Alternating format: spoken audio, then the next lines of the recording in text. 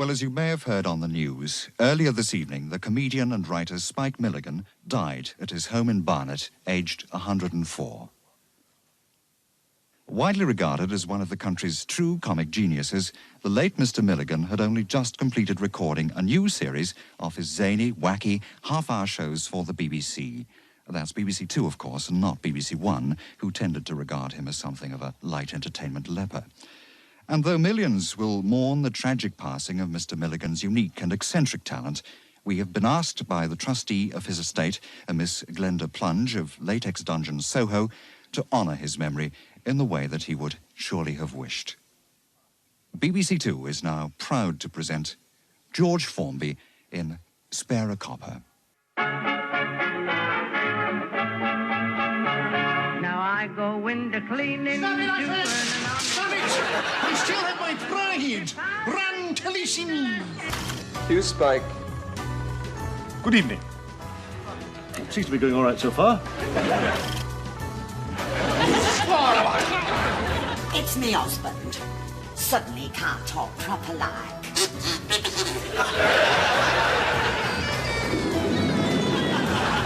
You once told me that you had the finest comic mind in the country. Oh, beyond that, in the universe. Spike Milligan, actor, goon, singer. Is the godfather of British comedy. Hello, Constable. Milligan, of course, never has been simply a comedian. Musician, author, playwright. He's an inventive man. Inveterate letter writer, crusader against bureaucracy. Poet, illustrator. And trumpet player. He is a national treasure. I don't want to know about thinking and all that thing about earning money. I just want to be an idiot. They actually call me a genius. If I am, I did not know it. I did not know that. Love, life, and peace from Spike.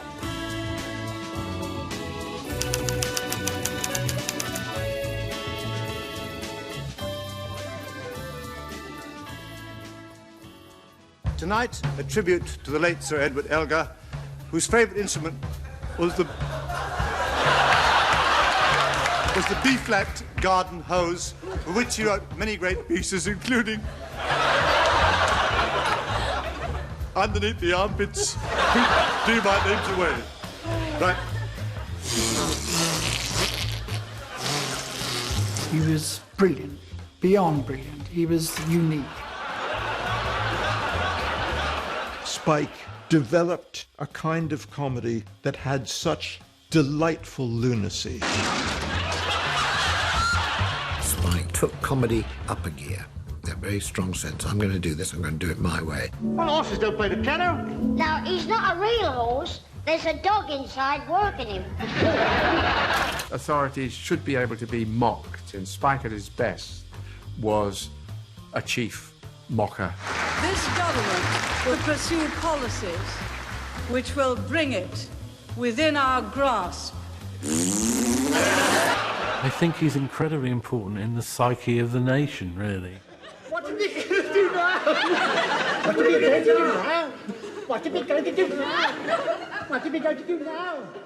Yes, what are we going to do now?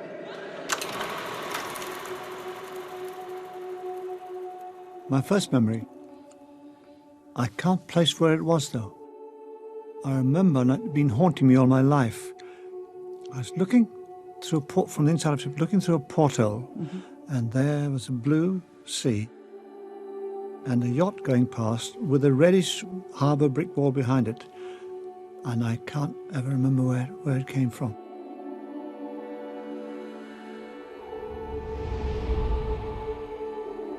Documenting his family history was really important to him.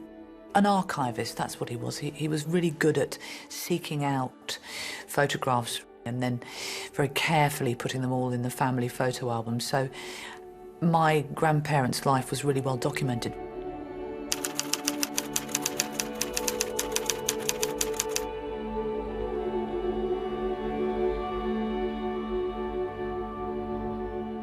My mother was singing in the choir at St. Patrick's Cathedral, Pune. All troops used to attend church parades then, merely for the reason of being as close as they possibly could to the pretty daughters of the officers of the time. And that is exactly how it worked out. My father started talking to my mother, and they eventually became engaged and got married.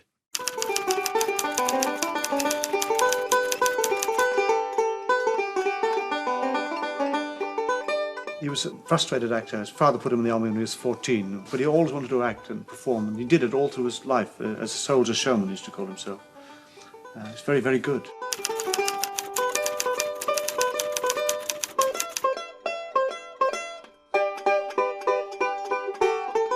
Together, my mother and father, they did shows for the troops overseas. They were great days. But then came World War I. It was a famous war, and a big cast. And my father's regiment was sent to Mesopotamia. He was wounded, and he was brought back to India on convalescence, and he must have done something, because 9 months later I was born.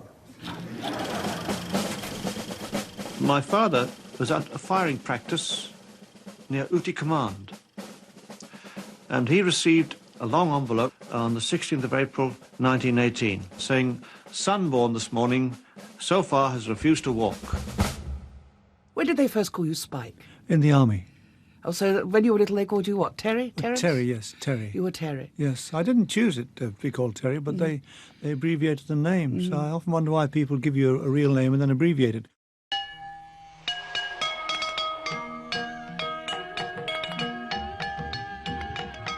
India was possibly the greatest experience of my life.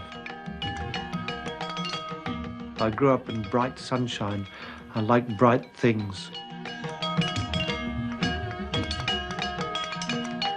I grew up with excitement. I grew up with animals. I grew up with tremendous space.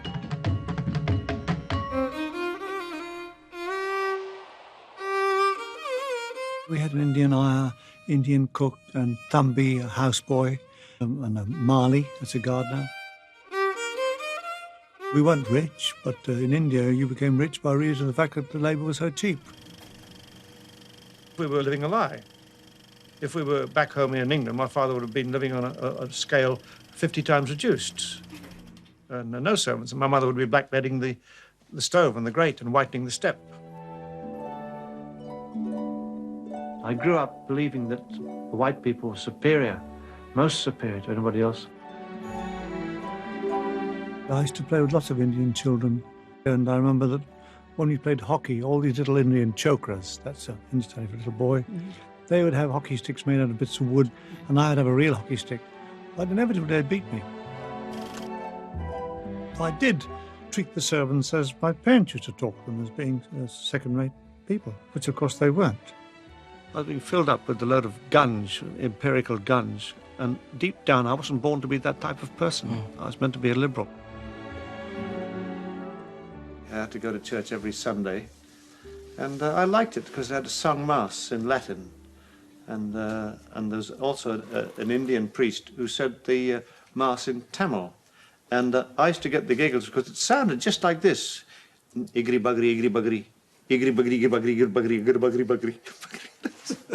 And I had to be suppressed many times. You were too young, weren't you, to laugh at Yes. Well, I just thought it was a funny sound. His humour was quite onomatopoeic, if you like. His use of language, certainly in his poems, is influenced by having been brought up with two languages in his childhood. I understand you're a great man to go to an Indian restaurant with. Oh, yes. Haven't you got the Urdu? What? The Urdu? I speak Hindustani, yes. Hindustani, yeah. Hindustani janta hai. Bilkul Hindustani janta hai. So that's... Do you order? Hindustani item idhar hai. Kidhar hai?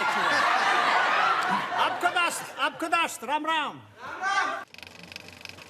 I started school about the age of 5 at the convent of Jesus and Mary in Pune, and it was there actually that I got my first chance on the stage. They had a nativity play, and the nuns are not notoriously good for moving heavy scenery in between scenes. So they got me, they thought they'd put me in front of the curtain while they were moving all the things, and they dressed me up as a clown. Rather prophetic vision, because that's what I became in the end, a clown. And what my job was to do was to go in front of the curtains like this and jump up and down. This is all I did. My first performance was exactly like this. I went... And everybody thought it was very funny for a boy of 5. I remember a very poignant part of that story was that the fact that the nun said to me, no, Teddy, when the crib is at the end with Jesus in the crib, he said, you mustn't go near there, only the angels must go near the crib. And I thought that wasn't fair, so I actually still had a touch of theatre about me. I waited all around the crib, and I was seeing Adeste Fidelis, and I went there and took my hat off, my little clown's hat off, and got a round of applause for it. Little scene stealer. Jesus came second that day.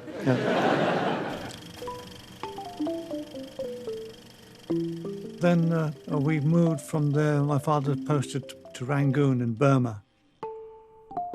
I was mixing with Anglo-Burmese school, you see. I was called White Monkey, Safarbanda. It didn't hurt me, though, to be called White Monkey at all. I didn't think much about it, didn't think it was hurtful. There was a brother born to me when I was 8 years of age in Rangoon. When my brother grew up, he used to play soldiers with me. We made a little army of our own, and we formed our own country in our mind called Romania. The Labour government at the time had made what they called 10% cut of the Army, Navy and the Air Force, which left us in that invidious position when Hitler declared war of having nothing. My father was cut out of the army before his time, and we came home on this Rajputana. The trouble is, when you make a 10% cut of staff, if you're one of those 10%, it says something. It says either you're too old or you can't do your job. That's it, really, isn't it? So I think there may have been a bit of a black cloud over them, leaving that fantastic lifestyle and coming back to South London. The difference between Rangoon and Catford has to be pretty considerable. Were you unhappy?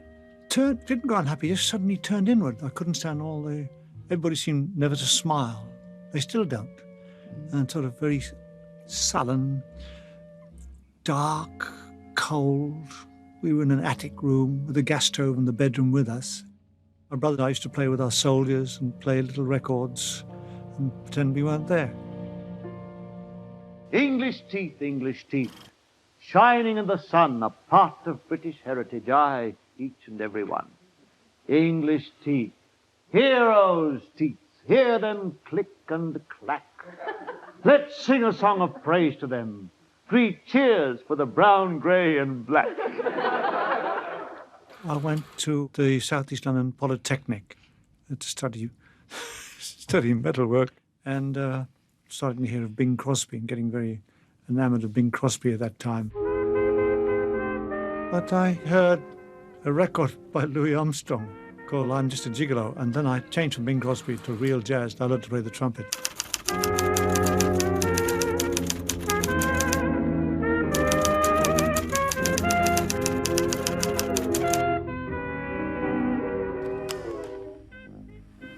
I was getting sometimes 35 shillings a night. Nearly was my father's weekly wage. I was trying to escape through music, I suppose. And then I received a cunningly worded invitation from His Majesty's government to partake in World War II at, I think it was 3pence a day, with the promise of a free burial if I was killed. I actually was thinking of being a pacifist. I was a gentle person. I wasn't into violence. And I said, well, I'm thinking of being a pacifist. He says, what? What will the neighbours say? I mean, I suppose he couldn't wait to tell people, my son's been killed in action, you know. That sort of feeling, you know. Yeah. What, you've come back and you haven't been killed? What will the neighbours say? I don't think he really wanted us to know how bad it was. But I also know that it would have done his head in just because he wasn't a killer. He did tell me about losing his friend at Longstop Hill, Tony, who was blown up. And I just remember thinking, God, this is awful, you know. It broke his heart. Young are our dead, like babes they lie, the wombs they blessed once not healed dry. And yet too soon, into each space, a cold earth falls on a colder face. Quite still they lie, these fresh-cut reeds, clutched in earth like the winter seeds. But they will not bloom when called by spring to burst with leaf and blossoming. They will sleep on in silent dust as crosses rot and helmets rust. Seeing blood spilt, it was horrifying. I daren't think too deeply about it. The worst fear was not dying, but getting mutilated, getting your innards blown out or something like that. And when you saw it actually happening, you realize it could happen to you.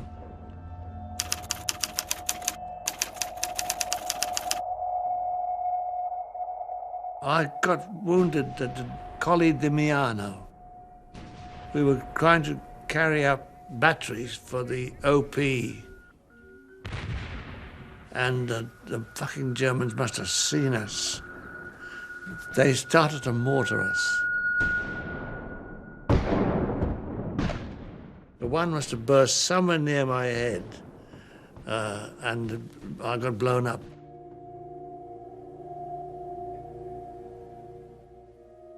Were you invalided out of the army? No. They gave me some early tranquilizers, I think, which sent me to sleep, sent me behind the lines for 7 days, then sent me up to the guns. And as soon as I had the guns go, I started to stammer. It was out of my mind. It had completely unbalanced me, you know. I was giggling and saying to the sergeant, "Can we have the next dance over the precipice together, darling?" Then they took me to a first aid station somewhere, and then I've never recovered since. When they saw the state I was in, I went to a psychiatrist, and he said, "I'm sorry, it would be dangerous for you to go up the line in this condition. He said, it wouldn't be fair to your comrades." He said, "Well, we'll put you in a base camp." I went to a base camp, and I had a couple more breakdowns while I was there. The major stood me up and said, "You're a coward." And that was an appalling thing to say to a man. There's no crime in being a coward, mind you. But I didn't think I was a coward, inasmuch that I'd been in action all through the North African campaign, and all the way up to Casino. If I'd been a coward, I'd have run away the first day, wouldn't I? Tell me that. Yes, I think that's so. Well, I think I just run out of steam, that's all.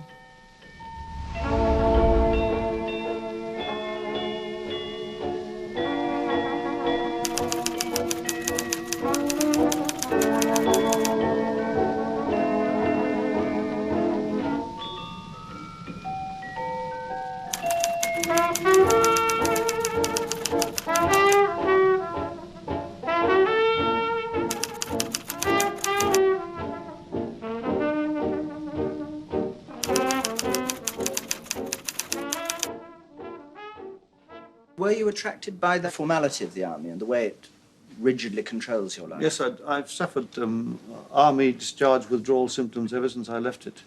It was very secure, very funny, and if you don't get killed, very good life. Did you ever think of going back into it? No, I never did. I wanted to try and make a go of the entertainment world.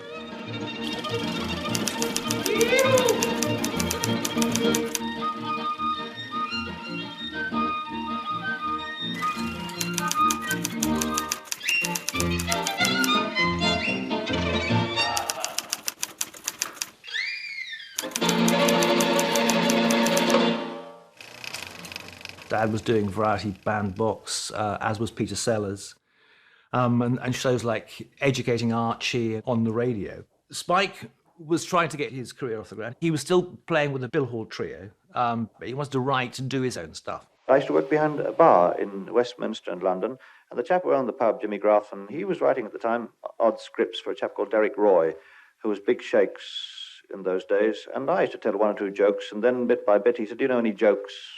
I said, "There's some more jokes," and then I'd run out of the jokes, and he said, "Well, you don't know?" I said, "No, I'd make some up, I suppose." And then I started to write way out things, and nobody ever used them, except when I met Peter Sellers. And then he laughed like mad at these jokes. I said, "Do you think they're funny?" He said, "Yes." I thought that was praise enough at the time, because he was quite a big name in radio when that happened. Jimmy started taping their sort of bantering sessions, and so he tried to put a pilot show together.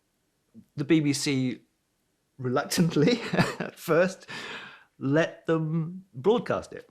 It wasn't called The Goons then, it was called Crazy People.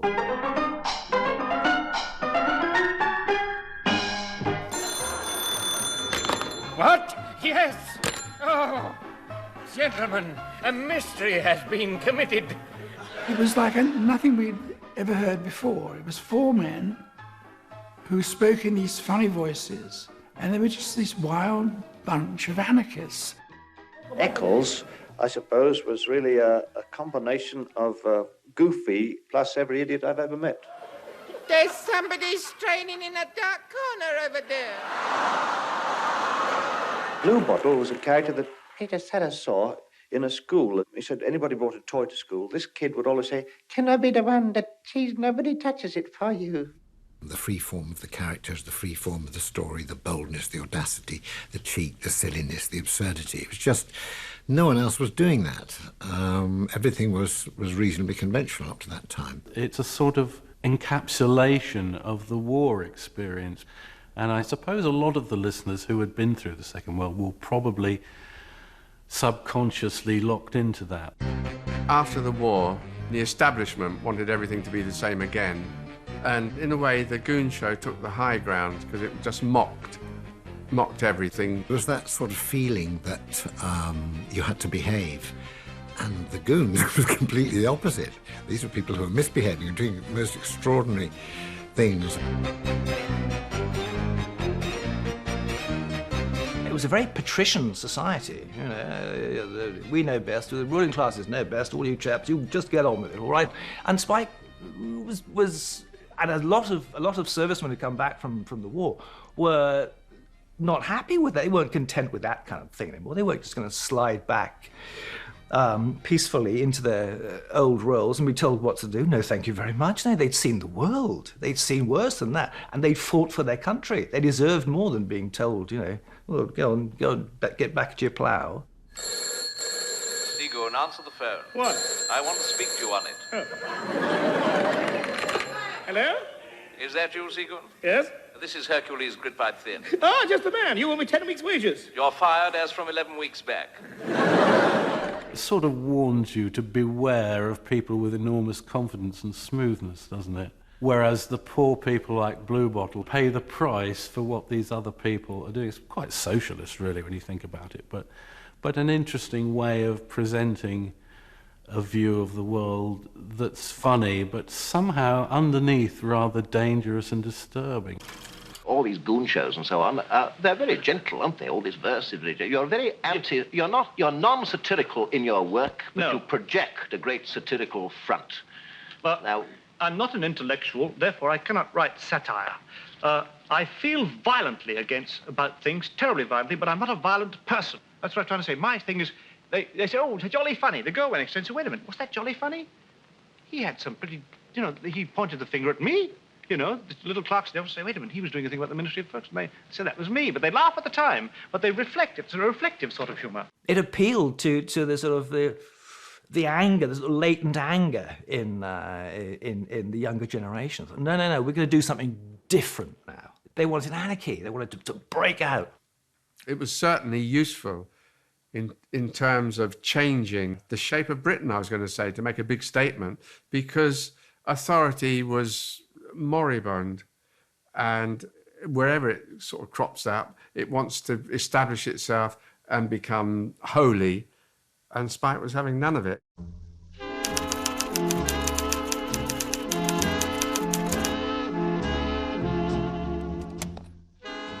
You know what, I had an image in my head of the sort of woman I wanted to marry. Dark, with dark eyes, and big boobs. That's the sort of creature I used to draw at art classes. She looked like a sex bomb. she proposed to me. She said, will you marry me? And I thought, I didn't want to disappoint her, so I said yes. Had you known her long? Oh, I'd known her about a year.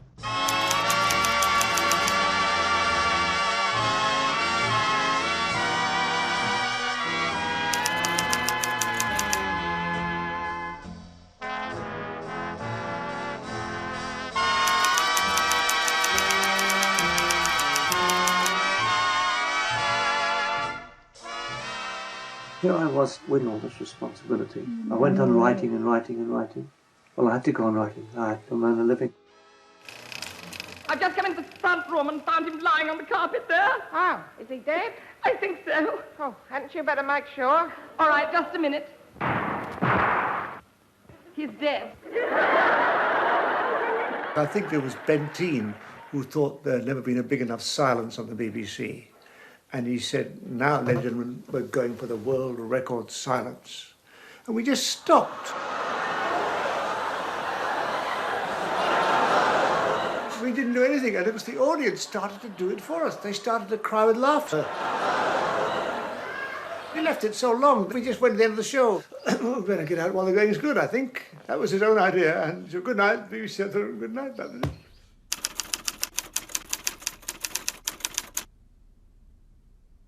Now, the Mentine story is interesting, and no one has ever seemed to be able to get to the bottom of it. The thing about Mentine was that he took quite a long time to build up to a punchline, whereas Spike would go, take it or leave it. And they didn't see eye to eye comically. I mean, there was a lot of friction between Peter and Spike as well, but that was a different sort of thing. That was like a marriage. Mike seemed to be come from a slightly different route somehow. There's something you can quote. Peter Siller said to me that Michael Bentine said, and I quote, "We don't want Milligan. He hasn't got any talent." Really? Yes, I never got the words like that. They went very deep and hurt me. What was your reaction? Well, I got very depressed.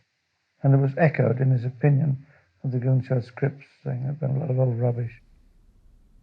In the end, Mike just sort of thought, well, it's not worth the aggravation, and sort of stepped out of it. He was a lovely man. Lovely man. I mean, there's nothing, there was never any kind of huge animosity. There was creative differences between them.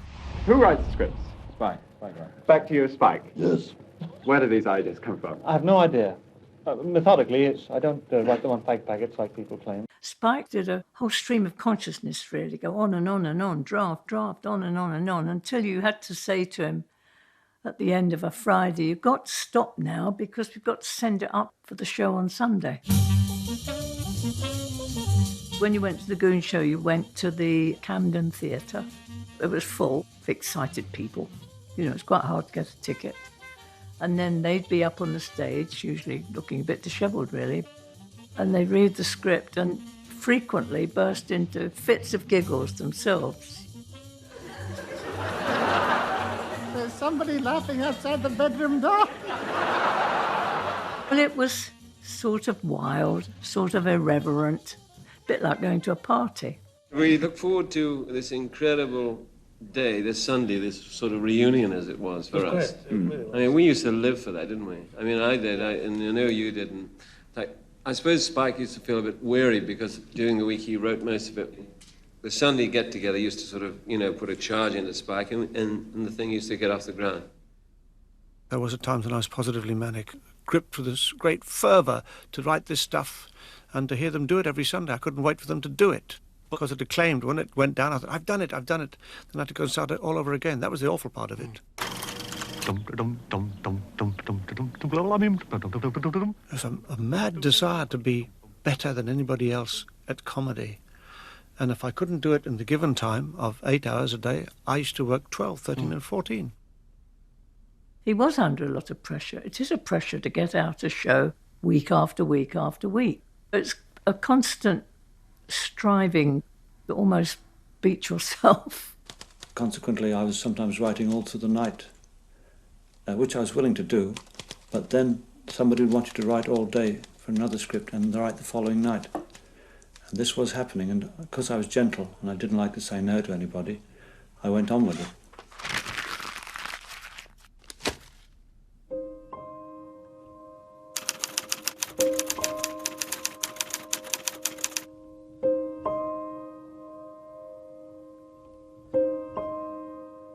My wife was suffering with postnatal fever, and she collapsed on the night that the baby was brought home. And I had no idea how to handle a baby. I cuddled it and tried to make meal for my wife. It was a high temperature, and I got the doctor, and he said, keep her cool and give her this every 4 hours, and the baby's screaming, and it's time to write. After 2 days, I thought I'd go mad. The tension was so immense, I cracked up and I started to sweat profusely and got very hot, and I had to go to bed. And the doctor couldn't treat me, so what he did was to shut me up with sodium amytal. I was lying there for a month and a half, and I got worse and worse and worse and worse. And I knew if I didn't do something, I'd be lying there forever. When all hope is gone, I suppose, your mind cracks, or you commit suicide. I didn't want it to reach that stage, so I decided that I'd have to do something desperate. And I got a potato knife, and I went out to Peter Sellers' front door. His flat was opposite, and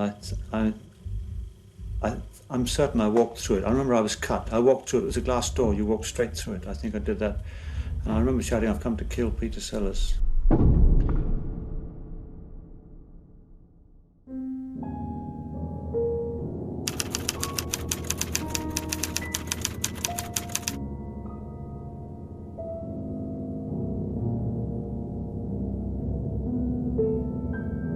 Thank God they gave me deep narcosis. I went to sleep for about 3 weeks, and that seemed to break the tension. But I was still ill. I wasn't getting any better. In fact, staying there, I could have actually got worse. They were just giving me pills, no emotional love, just pills. I thought, well, I can get these on prescription, just carry them in my pocket.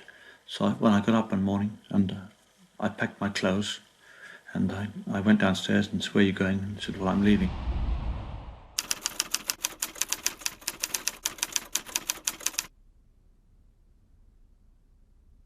I was mentally ill, no two ways about it. I shouldn't have been working, but I had to hang on to this job. It was a very good job. I went in and out of mental homes about once every 6 months. But at this time, when you say you were ill, you were turning out classic comedy material. It's amazing, yeah. Do the ideas still come under those circumstances? Yes, they did, yes, yeah. They were manic. Absolutely manic, yeah. I was slightly off my nut. Were they usable ideas? Oh, yes, they were usable, yes. They became more abstract and more exquisite, you know, like you'd get a scene where Neddy Seagon was saying, "We must get to the woods before the trees get there." It was trying to drive insanity to its limit in the show. I'm bend down and I'll climb on your back and I'll reach the mouth of the letterbox like that. Okay, up. That's no good. I can't reach. Well, you stay where you are, and I'll get up on your shoulders. Right? No, no good. Not high enough yet.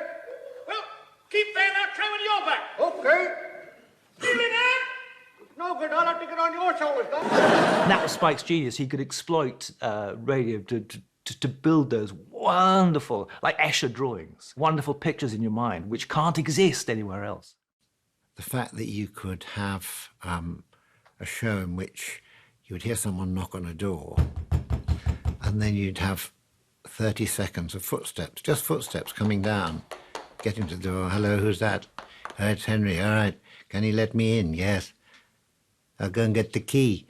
And then another 30 seconds when he went upstairs again. And another 90 seconds of nothing more than steps up and downstairs. And I thought this was just absolutely thrillingly wonderful. Someone could do this on radio. Spike is a person of the most difficult sounds to make, like a piano being played at high speed across the Atlantic, you know.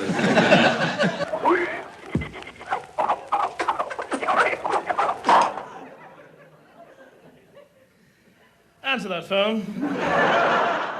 Spike, with the radio series, was continually up in arms at the BBC over the sound effects, because he said they would do very tatty sound effects to what he had in his mind. I was trying to shake the BBC out of its apathy, you know, knock sound effects when a knock on the door and crunch on gravel. That was it. And I tried to transform it, and I had to fight like mad, and people didn't like me for it. And I had to rage and bang and crash, and I got it all right in the end, and it paid off, but drove me mad in the process and drove a lot of other people mad, and that's why I don't think I could be a success again on that same level, because I just couldn't go through all the tantrums. I remember Spike once wanted the effect of something being hit with a sock full of custard. Oh, yeah. Remember that time? And he got the lady at the canteen at the Camden Theatre to lovingly prepare this custard for him. She said, "Here you are, Spike. Here's your custard, you know." He said, "Thank you." He took his sock off and poured it in. Yes. And he went downstairs and he swung his sock round his head, hit against the wall. It didn't have the effect he wanted.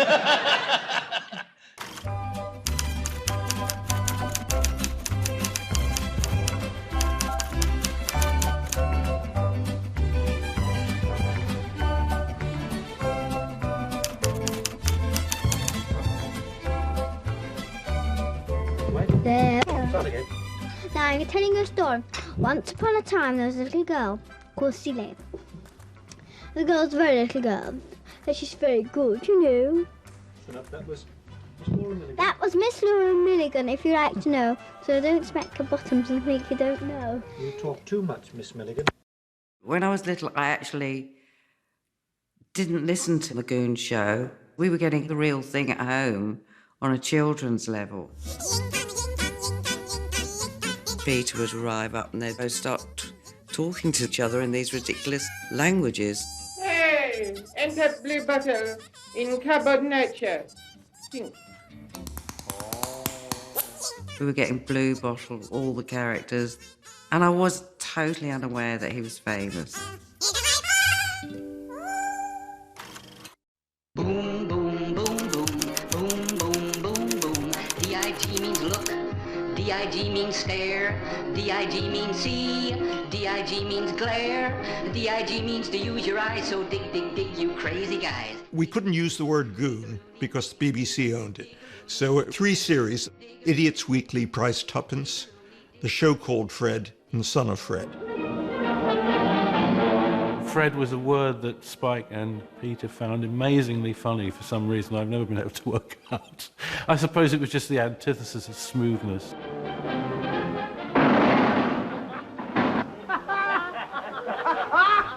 Sacre coeur, it's Monte Carlo. 1, 2, 3, 4, 5, 6, 7, 8, 9, 10. The Count of Monte Carlo. Un chevaux. Un chevaux. Beaucoup de chevaux. After you, Ricardo. Right. Ride, Vaquero, ride. I'll master you yet, proud Black Beauty. Come, dear. Let's go home. He had images, great ideas, and he had them genuinely like fireworks going off.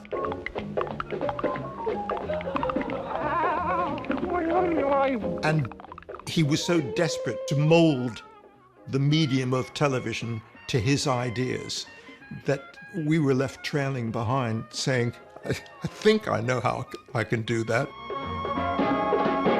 Fire torpedo 1! When your friends forsake you and you can't find romance, jump into a dustbin and die. Throw out all that rubbish, show them you don't care. When they come to empty it won't be there. When you've got no trousers with ragged underpants, just leap into that dustbin and die. The response to the first 2 of the 3 series was very, very good.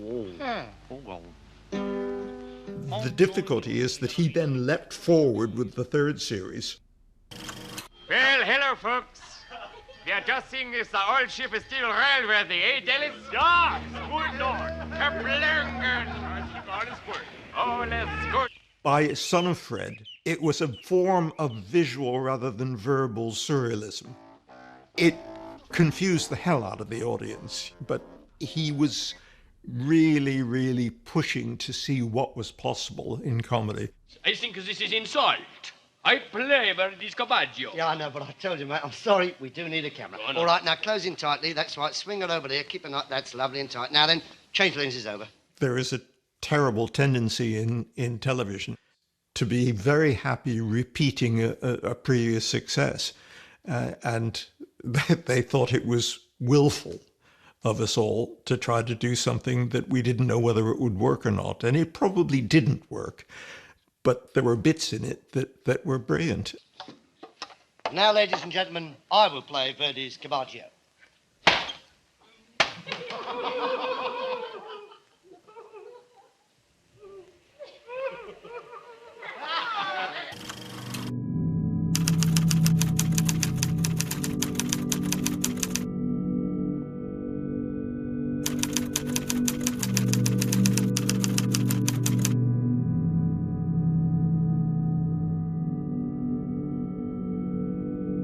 I think there was a lot of discord going on between my mother and my father on the trip.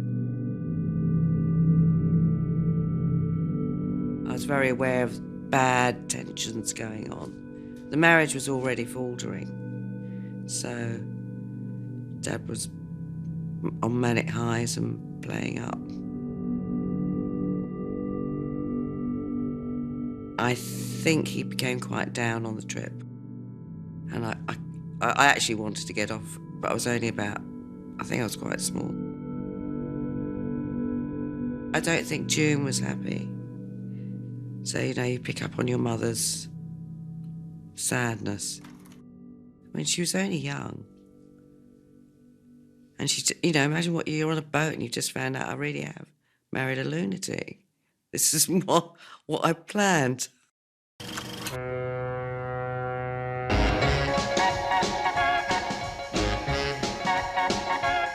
He was highly popular in Australia, where they sort of treat him like a god. He really was put on a pedestal. I think he liked all that fame when he was younger. He was very humble. He didn't like a fuss made of him, but he liked to be recognised. So I think him coming to Australia and the fact that he had actually had family on the ground there was quite a big thing. And in the news tonight, the ABC brings you Spike Milligan. Do you find any basic differences in the humour of, say, Australia or Britain? I thought there might be until when I arrived here, I discovered that the old Goon Show was quite popular. So I presume that the humour of a certain pitch, Tom's, it's pretty universal. It's all in the mind, you know. It's all in the mind.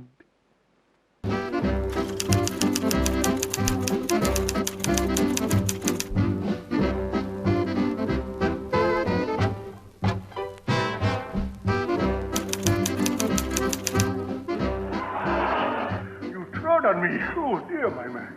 What are you doing in my gutter? I was meditating in it. There's a place for that. Oh, you hop a little on your little left shoe. You hop a little on your right one, too. You don't mind bouncing like a kangaroo to the hop-scotch polka. Hop, hop, hoppity. Hip, hip, hippity, hop to the hopscotch polka. I wanted to stay in a house at Avalon Beach. And while I was there, I had a terrible scene with screaming and shouting with June. Screaming and shouting and yelling at her. And I thought that nobody believes the way she spends money. So what I did was, to prove, I cut all the labels of all her dresses and all her clothing into a big heap to show how much clothing she had. You know, I wanted to show her, it must have been strange.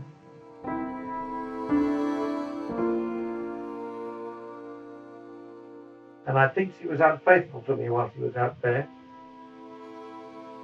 A chap came to see her off, and they were very, very close together, and I think she was unfaithful to me. Really? No, yeah, I'm certain of it.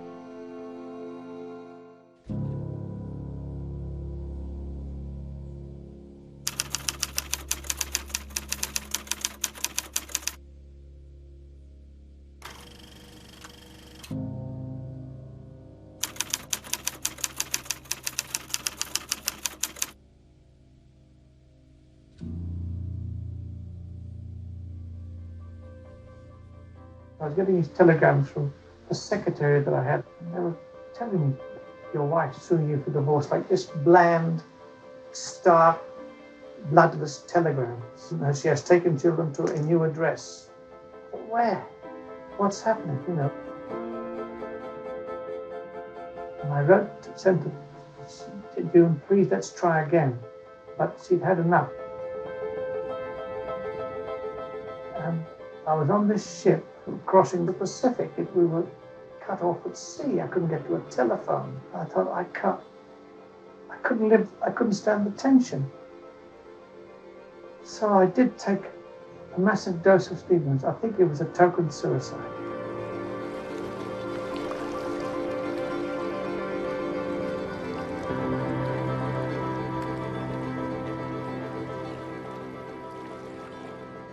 I'd forgotten I'd invited the ship's doctor to come and have a drink in my cabin.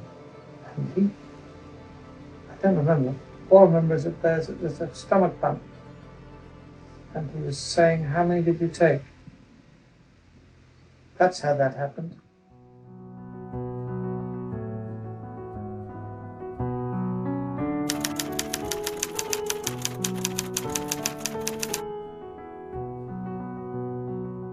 got custody of the children through a very dodgy lawyer who kept threatening her, and I got custody in court. Very unusual, isn't it? It was unusual because she had committed adultery. Yeah, but that wasn't even But, in those days. yeah, but I got them before the court case. The judge said, what do you do for a living? I said, I'm a writer. He didn't seem to go very deep. He thought, that's it, that's good enough. And he said, right, well, custody is granted the children. I'm still haunted by the fact that I deprived them of a mother, and it was my fault. My first wife was a very fine woman, and I was in the middle of a terrible nervous breakdown, and I was awful. Must have been actually abominable, and she couldn't stand it, that's all. She left, and it's one of those things, unfortunate facts of life that happened. Later on in life, I was so proud of my father because he never said one bad word against June. He said she was a beautiful woman, a lovely nature. He said it was all my fault, and I wouldn't want you to think it was anything to do with her. He said it was all me. And God, did I respect him for saying that.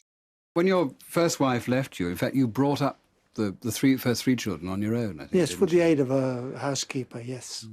Do you look back on those as good days? Well, I was pretty tortured by the fact that they didn't have a mother. That hurt a lot. Still does, in fact. And I think it hurt them. Unfortunately, their mother never came to see them for some reason. There's a terrible photograph of all sitting around with Dad just leaning over a cake, just looking as miserable, as miserable, as miserable. Not a good time. I was overwhelmed by this. I thought, what can I do? So I thought, I'll do something. I'll write a book of poetry for my children so that they know that I love them. That's how I was thinking. And I wrote silly verse for kids. Oh! What's this behind this tree, folks? How's that for ham acting? Untrained, too. What a bit of luck. That's what I said. It's the silly book of verse for kids by Spike Milligan. I've never felt finer, said the King of China, sitting down to dine. He fell down dead. He died, he did. It was only 9:30. I was so excited when it was... I loved it. I love the humour, the drawings. Are you sure there's a bungalow, Daddy? Am I sure, my son, said I? Why, I've seen it, not quite, on a dark, sunny night. Do you think that I tell you a lie? Bye, bye, bye, bye, Ford money. Yes, children, buy this book at once. Beat your parents until they do. When we were younger and it was just Dad at home, we had nannies. In fact, we had a lot of nannies because I think we drove them absolutely round the bend. I blew a raspberry in one nanny's face, and she went and reported me to my father. And he said, if you can't take a raspberry, I think you better go downstairs and pack your bags because you're not going to last very long at all. Let it go. And now a little poem I wrote for my son, Sean. Hello, Mr. Python, curling round a tree. Bet you'd like to make yourself a dinner out of me. Can't you change your habits, crushing people's bones? How can you eat a dinner that emits such fearful groans? He sort of just took us off into this innocent place where only children can go. And we used to receive pixie and fairy letters that were tiny, tiny, tiny, all handwritten by Dad. Obviously, we didn't know at the time. You'd find them and write back, and they had us putting invitations into bunny warrens and squirrels' holes and to invite them to parties with the pixies and fairies. So we were the events management for the pixies and fairies and all the natural creatures in the woods. It was fantastic. He just liked children to have imaginative games and be and become whoever they were. And he liked us spending time in the garden. He used to say, people, they pay a fortune for Van Goghs, you know, to put on the wall. He said, when it's right under your feet, this is it. This is the beauty right here.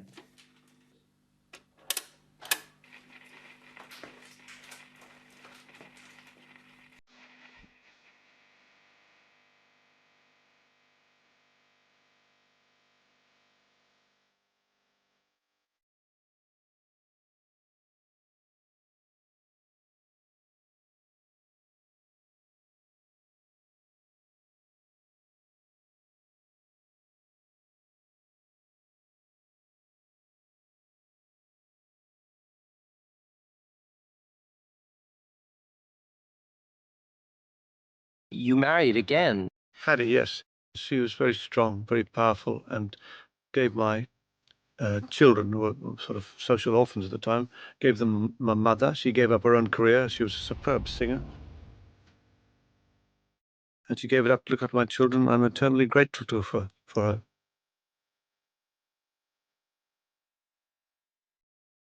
She was only 25 when she married Dad, and she took on 3 children, 10 and under. I mean, she's a saint, really.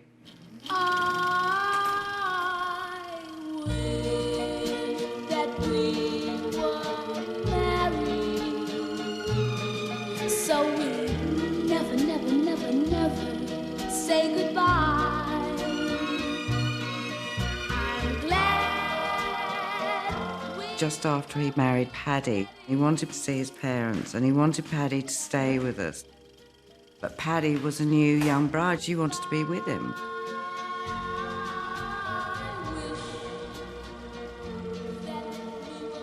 He went for 6 months for a honeymoon with Paddy, and we all got to go and live in the convent where we went to school for 6 months.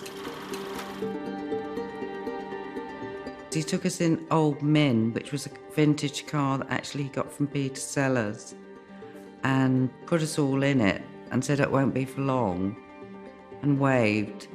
We didn't see him for 6 months. So he's a bit of a coward in a lot of ways, about didn't want to let us know that he was leaving us there, and that was a hard 6 months. We used to get letters, and when's he coming back, and suddenly realising, is he going to come back? And I remember running away from the school and back down to my house in Holden Road and running round the back and wanting to get in. And there were another family sitting at the kitchen table eating. And I remember just standing in the back garden sobbing. They were very sad times. And Sean got pretty distressed. And Seeley was just dee-dee-dee-dee-dee-dee, dee-dee-dee-dee-dee. So in a way she saved her. She had a very happy little personality. I came back to England, and by now, of course, Peter Sellers had become famous as a film actor, and Harry was playing the Palladium, and playing it very well, I hear. And I was wowing them at Finchley Labour Exchange, because I was absolutely skint. And I remember getting a letter from my bank. He wrote, says, "Dear Mr. Milligan, I'd possibly overlook the fact that you're overdrawn by £410. So I wrote back and said, no, I haven't overlooked it. Can you? Hello, Ferret? Hello? Hello.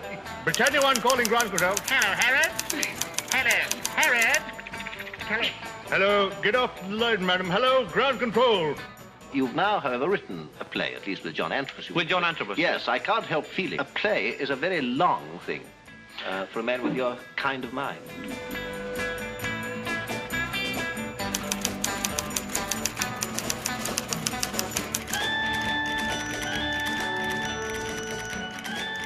I had not really written much of the bed sitting room. Spike loved the idea, and he would elaborate upon it and care passionately about the work. Right now, gentlemen, can you tell us something about this play? Although it's about the H-bomb dropping, it does hold sort of good news for, for the British, because it does deal with what is indestructible, although after an atomic war.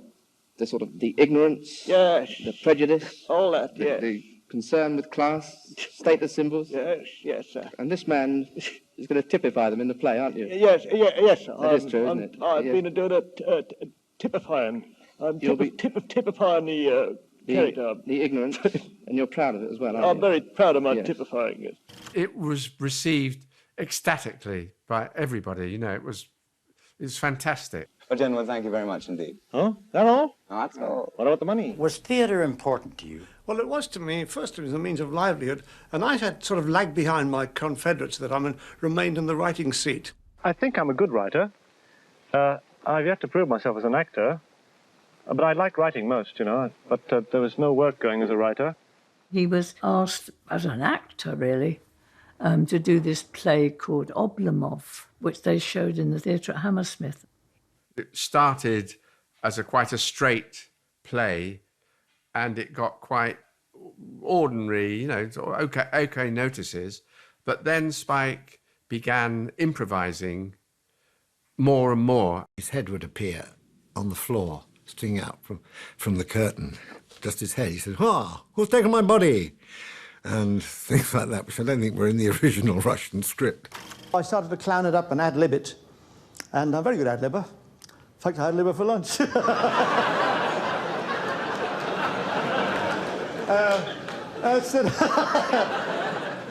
And I started to clown it up, and people liked it. They liked me taking the mickey out of this cast, you see. I clowned my way out of what was a very bad script, even though Goncharov might disagree with me. I clowned it into Western success, and we kept changing it all the time.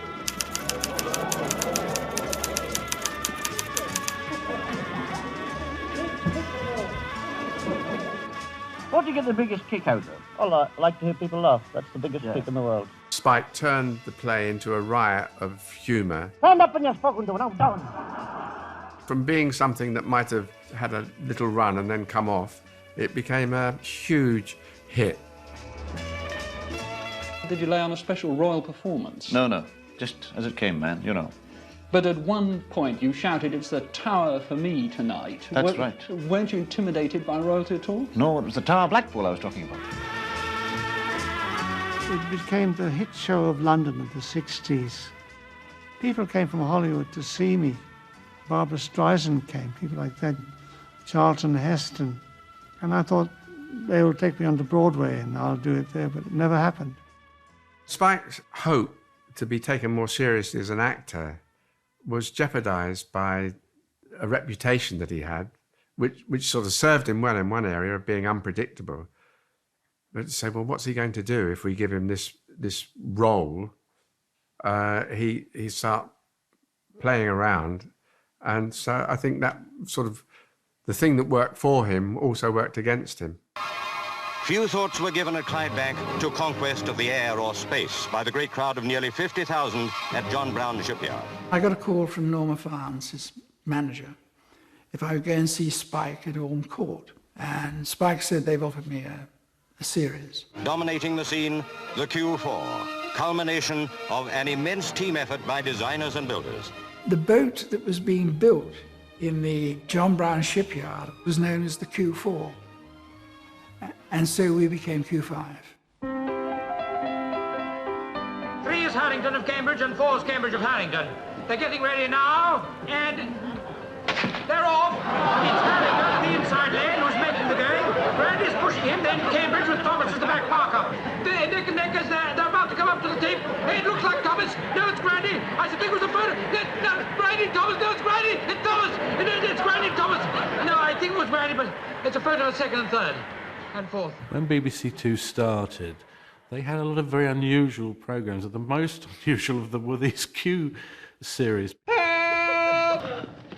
Because they didn't really fit anything you'd ever seen before. Yes? Good morning, madam. Good morning. Morning, madam. Morning. It was very bracing to watch. You knew you're always going to be kind of shocked by something that was going to happen. That's not always the same as enjoying it, but you can say, wow, they tried to do that. Hey, that's great. That is the end of that bit.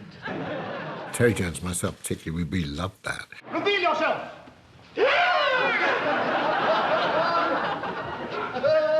Mother! We'd worked in television for 2 or 3 years, and we knew certain things you were not allowed to do were, for instance, ever go onto the set of a drama with your label from the costume department still stuck on your coat. You know, that has happened once and people have been fired and never, never, never again. So what's Spike's take on it? Everybody in the entire show has a little label on with their coat number. It must have been inexplicable to most people, but those who knew it was very, very nice. It's a great day for the grandmother hurling finals here at Beachy Head. In the last 3 eliminations, over 100 grandmothers were successfully thrown out to sea, out of which only 2 returned back in the penalty time of 1.5 minutes. I think Spike thought that we just pinched the Q idea to make Monty Python. It wasn't quite like that, but certainly we admired a Q Q5 and the risks it took enormously. And this is Mr. Arthur Grinch and his 80-year-old grandmother. Major grandmother, and she's 91. 91? Well, goodness me. You couldn't nick Spike's stuff, really. It was so distinctive. You could take the spirit of Spike, but you couldn't take the detail. The Major is just making sure that the straps are... Yes, Granny. Yes. And clench your teeth. Here we go, pop. She's clenching her teeth now, and... Flatten out. He's instructed her now to flatten out over the rocks when she's about to go. Now. Ready, dear? I'm ready. I think he's ready now. Looking at his watch, he's...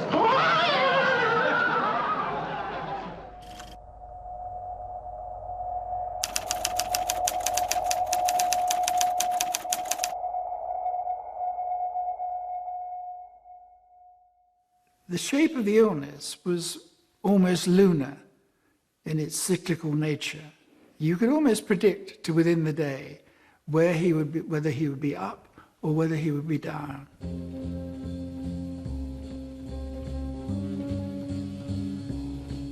He was at his most brilliant and most creative when he was about 3/4 of the way up the upswing, if you like. He was brilliant, beyond brilliant. He was unique. He was Spike Milligan, as Spike Milligan would always like to be. And the ideas flowed, and he was creative, and it was a joy to be there. When he got to the top of the swing, everything was so fast. And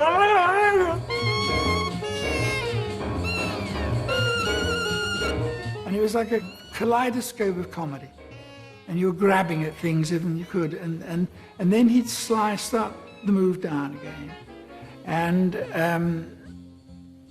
again, he was very good until we got towards the bottom. And then it was save off and no more writing again.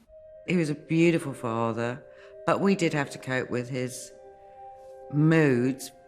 I was very aware, very young, of his depression, and it was hard. I go under, and I sort of break down, and I have to say, sod it, leave me alone, and I just stay in the room on my own, that's all, listen to some music. We always knew if he was in his room and it said do not enter, that he was having a downtime. The door would open, it'd be a shadow of the man who would sit by our bed and tell us stories.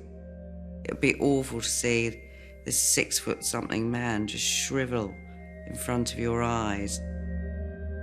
And he'd shrink, he practically looked like a little elf by the end with hollow eyes. You can tell a lot by the eyes when they go into darkness. A mental pain is worse than any physical pain. It's invisible. That's the awful part of it, you know.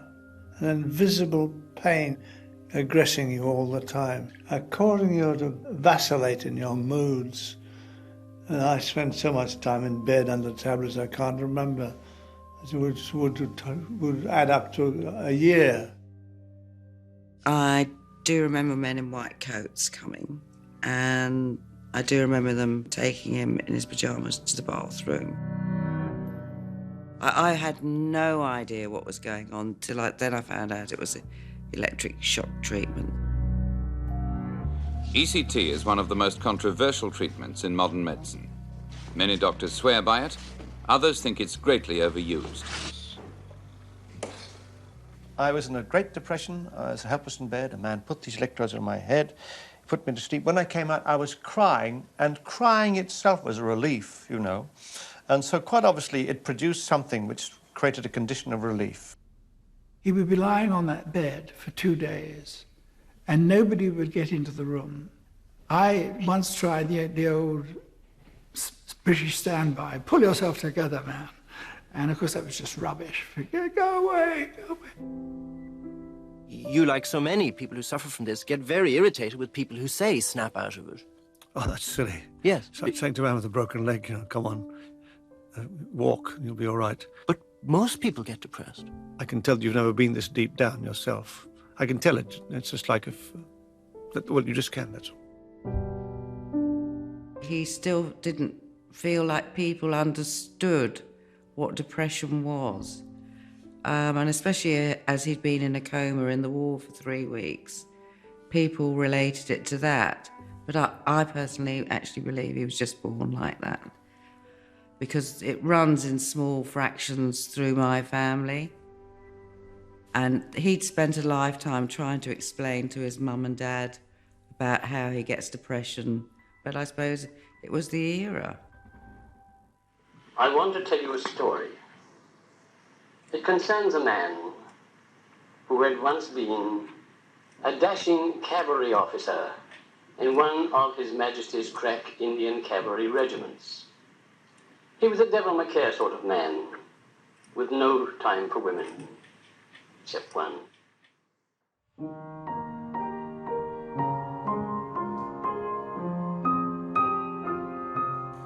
His father used to say to him, well, son, you know, you just got to get on up there, get back on the horse and pull your socks up.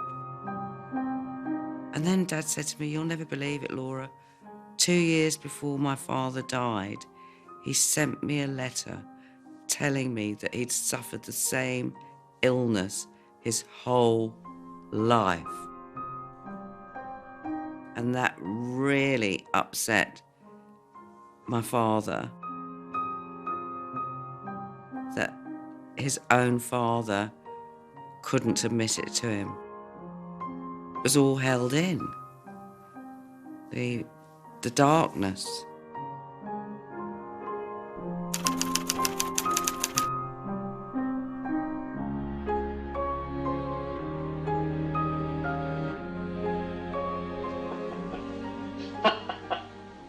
Oh, but what does it matter?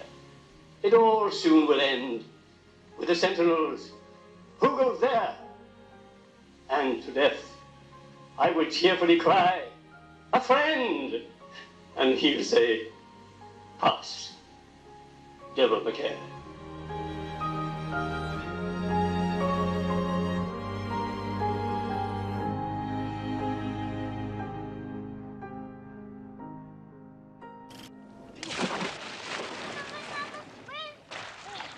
Who helps you? The children help me. Involuntarily, they help me.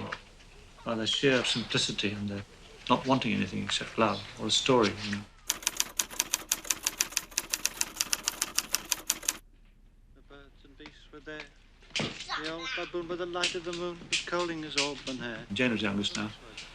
And I feel saddened that she's the last kid we'll have. I'd like some more, but it just wouldn't be fair on the world, you know. When I'm busy and I'm sorry Daddy's reading the newspapers, what's in the newspapers that's so interesting? When there's a real live fairy next to you. It's very bad. It does make me think anew. Come on, Daddy, let's go and play cowboys in the garden. I don't feel like it. But when I analyse it, I go out and I do play cowboys in the garden, and I do feel like it. They're over there, burning their fire. See, keep quiet. Yes, we'll go out in time. All right, get a bucket of water. We'll put their fire out, shall we? Shh. Follow me now. Very quiet. Shh. Oh, an arrow's fallen to me. Quick, quick, quick. Children just seem to bring him that peace, that inner peace that he needed. There's always been a child running through my head laughing all through my life. I just don't seem I can get old. Not old enough to get away from it. I have a childish charisma inside me, and I love it. What's it like being Mrs. Spike Milligan?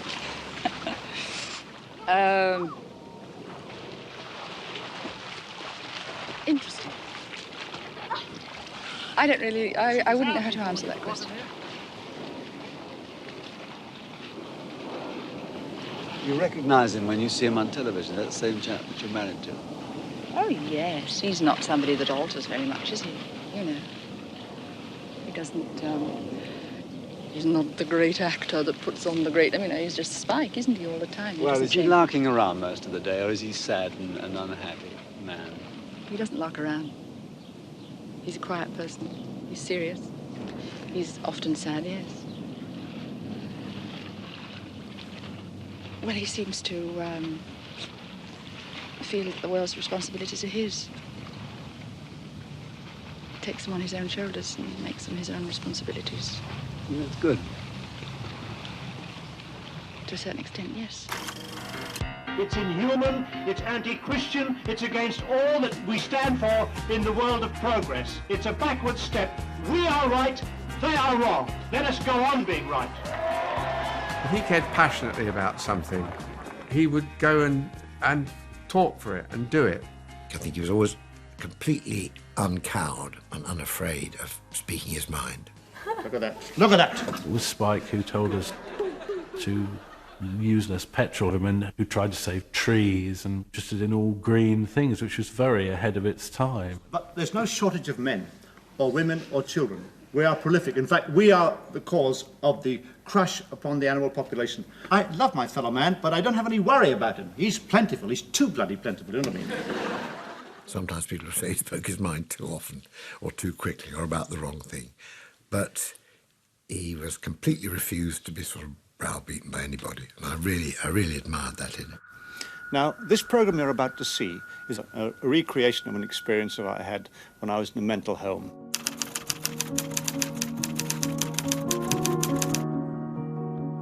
One of the nurses used to come in at night, I remember that, and she used to mock me. Still feeling sorry for yourself? Lots of people worse off than you are, you know. Think of the starving in Russia. You bloody sadist! Just a few years earlier, he would have been, rejected by society. He would have been in an asylum.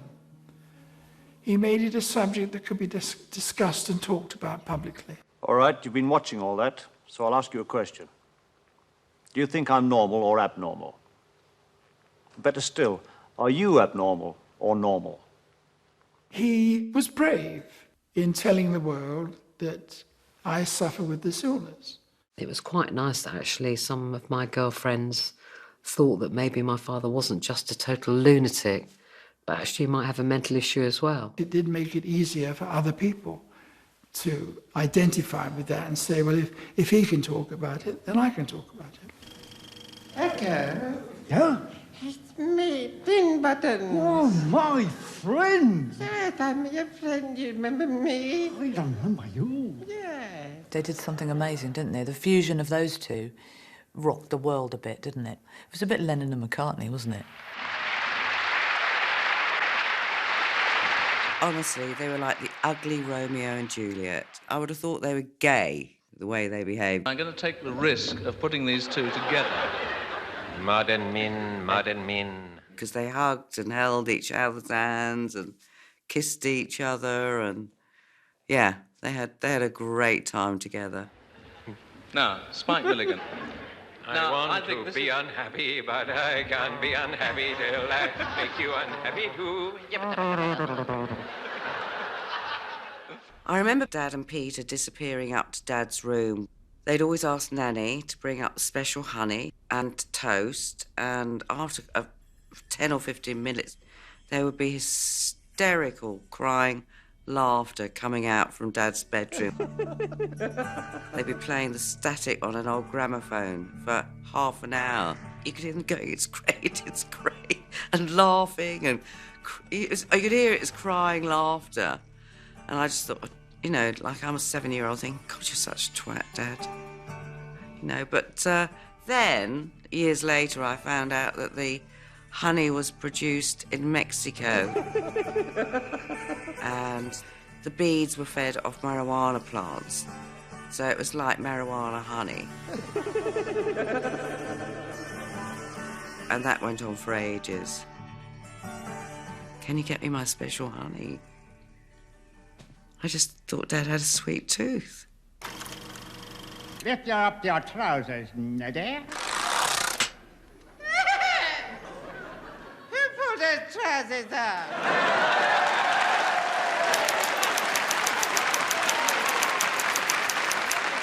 It was a chance to sort of get back together and sort of lay the ghost, I suppose. Here, who's that snoring in that frock? That's the... That's the new sound. The occasion was just fantastic, and to see them all up there doing their stuff was wonderful. Neddy. But it was interesting to see Spike on radio, sort of, you could see the cogs working, thinking, is this funny? Is this funny? Is this working? Do we need to go back on that? Harry was Harry. Harry, would just get on and it would be a great laugh. And Spike had his other interesting new concerns or worries or angers. So I think it probably in that way, Peter was the one that would have loved them to come back and do it. Marcus, let us play a game and push him down the well. Yeah.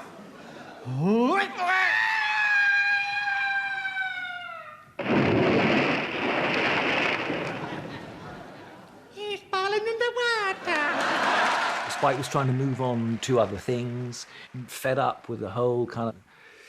The Goon Show was the only thing he ever did, trying to sort of claw his way away from the thing. I think maybe he thought that this would be a way of putting a line underneath it and saying, that's it, okay? Now I do other stuff. Now get out! But it just perpetuated the myth, What are we going to do now? What are we going to do now? What are we going to do now? What are we going to do now?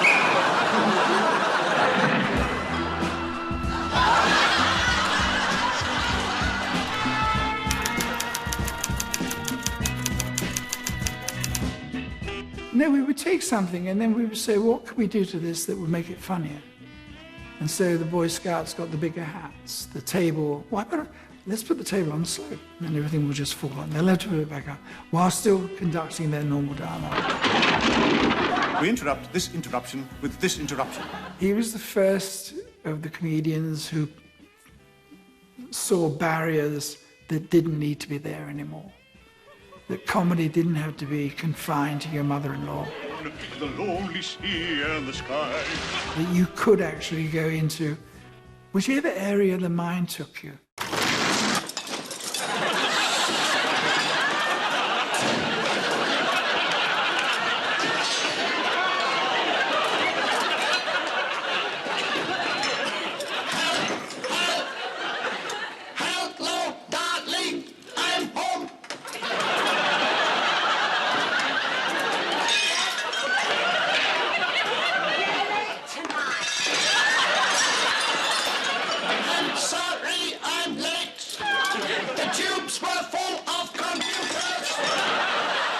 That relationship with the BBC, from my memory, is not a good one.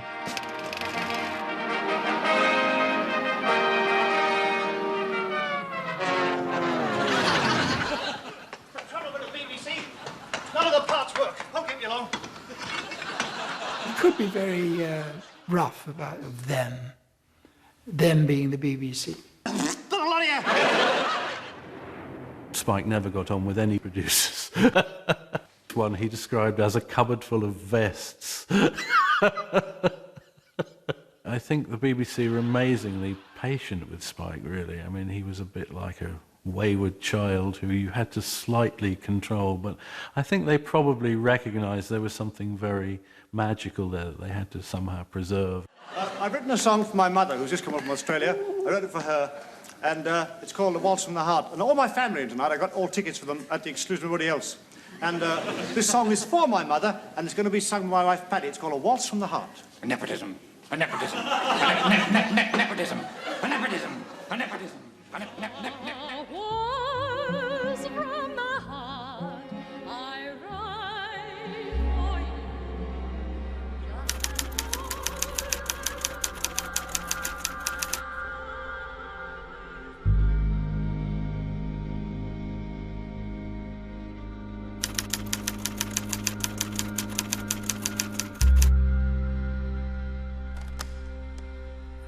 I don't think anybody should know they're dying.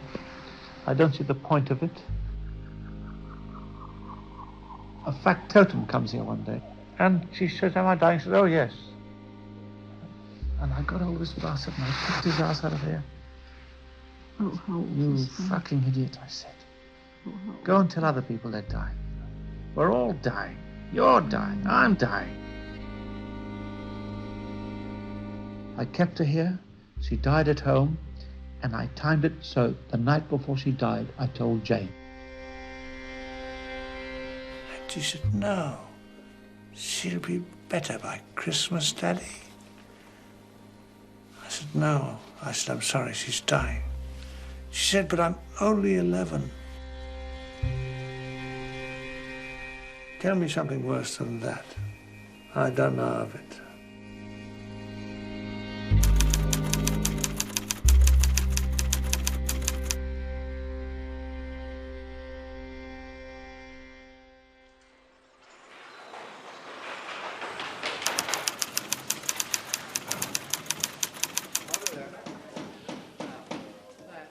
It would have been Q10, the series, because he talked about it being called Q10 and a cute hen being brought on. For some reason, the BBC retitled it There's a Lot of It About. They were trying to rebrand the show as being slightly more conventional. People were tricked into thinking it was more like the Two Ronnies or something. Later on, Spike's various crusades, politically and environmentally, were sort of underscoring his humour as well. Mrs. Rita Martin, you thought you'd open your door to empty a dustbin. It was all a trick. You have been chosen to play... Lose Your Furniture! There used to be a show called 3, 2, 1, where Ted Rogers would come on and do 3, 2, 1 like this, and this was a sort of rather silly thing that he used to do. So in Spike's world, this just became, welcome to... whatever. At the dart of worms, which one of Martin Luther's edicts were later used by Queen Isabella of Spain in the subsequent excommunication of the Habsburg dynasty? Terry Wogan? Wrong, reader! You have just lost your sideboard! Well, the society that's been created is a very material one. And happiness cannot be allied to materialism. But real happiness can be done without any of these mechanical or financial artifacts of life. He was a good, strong satirist with a very strong feeling about injustice and wrong and all that. He wouldn't let it lie. Thank you, and welcome back to Maggie's Unemployment-thon.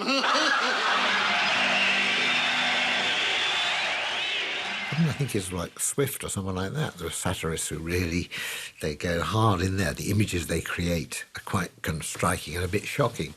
And sometimes you're so shocked by the image, you think, oh, this can't be right. But actually what Spike was trying to do was just to open people's minds. Don't be frightened of Granddad. Come on. There, all for you. I don't know why they never made another Spike series. Maybe that the BBC had decided that Spike had had a long run of material and he just needed to be rested while they gave someone else the opportunity to do it. I don't really know. You'd have to ask the executives. But it was rather sad that we never did another show. I hate to think of what those meetings must have been like. Spike Milligan has an idea for another series of Q or whatever it is. I hate to think what the response would have been.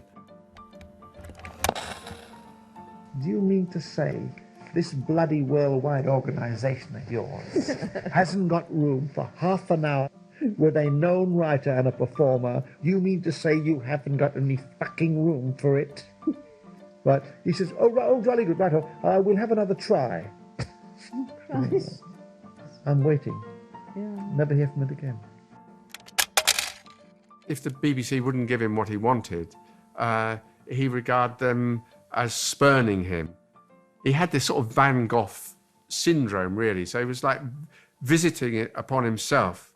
He would eventually be the misunderstood genius and retire to the country and be an old man, wise, beyond the understanding of the world. And it was a part that he prepared himself for, and he played it to the end.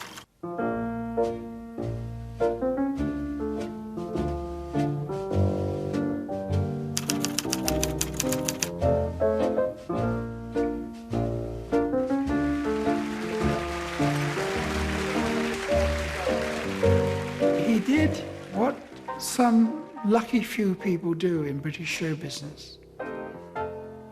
they become grand old men of comedy. They become iconic figures. And if they're very unlucky, they become British treasures. I said, what was it like, writing the Goon shows? It must have been extraordinary. And he just looked off half distance and said, it was like one good summer.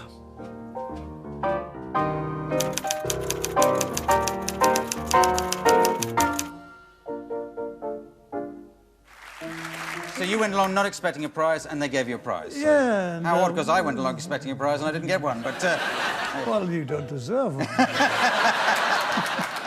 He's more than just an important figure in comedy. He's an important figure to the nation, really, and I think we should always remember that. Noon tomorrow will be just south of Iceland. A man who could take a weather forecast and turn it into a piece of art. Let's see what sort of weather we're going to have tonight, shall we? Is someone desperately to be cherished and certainly to be missed. At this present moment, we're waiting the arrival of Lord Sean Milligan. And I think we ought to move camera left towards the fireplace, very slowly, panning slowly, so as to pick up our daughter, Seeley.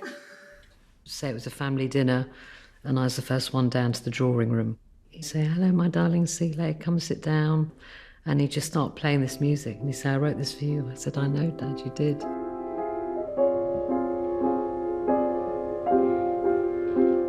He'd written songs for all of us, so he'd go through the repertoire of your songs. When you look back on your life, what do you see as your greatest success? Being a good father. From the time they're born to the time they're teenagers and grow up. And I'm still in love with them.